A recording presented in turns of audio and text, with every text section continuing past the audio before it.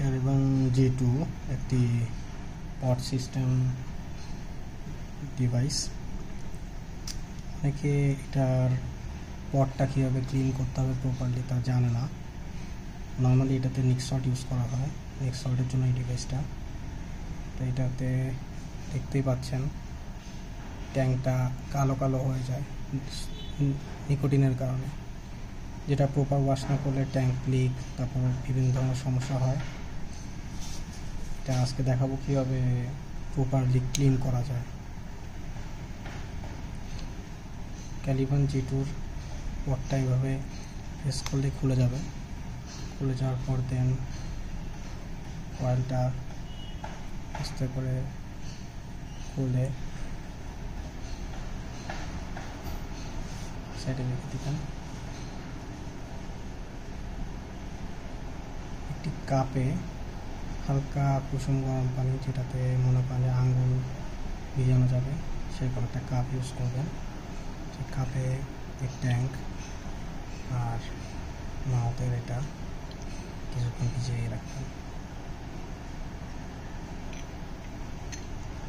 বেশি না, 5-10 মিনিট ভিজিয়ে রাখলে এটা এনাফ।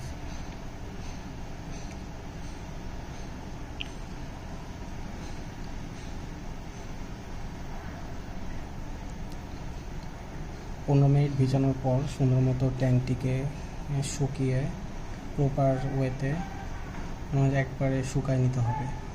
10-15 মিনিট বাইরে থাকলে এটা শুকায় যাবে নর্মালি। দেন দেখতেই পাচ্ছেন ট্যাঙ্কটা এখন একবারে নেট অ্যান্ড ক্লিন, একবারে হোয়াইট হয়ে গিয়েছে। আচ্ছা, পটটাও মাঝে মাঝে পটের ডিভাইসটাও মাঝে মাঝে ক্লিন করা উচিত, কারণ এর মধ্যে জুস যেতেই পারে, স্বাভাবিক। কয়েলটা বসাতে হবে।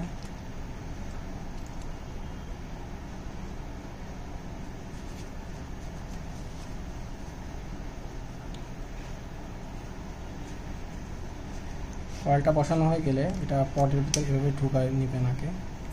সেট করার পর এখন আমি ইউজ করব বারজুস 5000-এর অ্যাপেল পিচ নিক্স সল্টটা, 20 mg নিক্স সল্ট।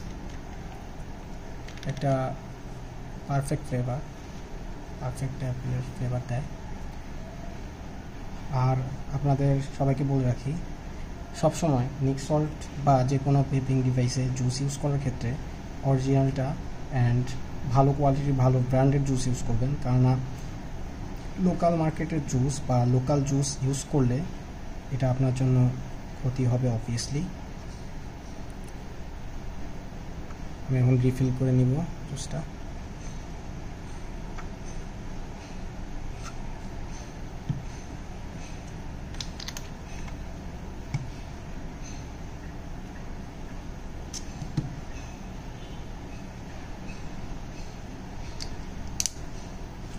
সুন্দরভাবে মুছে টেনে ইনস্টল করবো। আর জুস রিফিল করার পর প্রথমে আপনারা এটা 10 মিনিট রেস্ট দিবেন, যাতে জুসটা প্রপারলি কয়েলে যেতে পারে।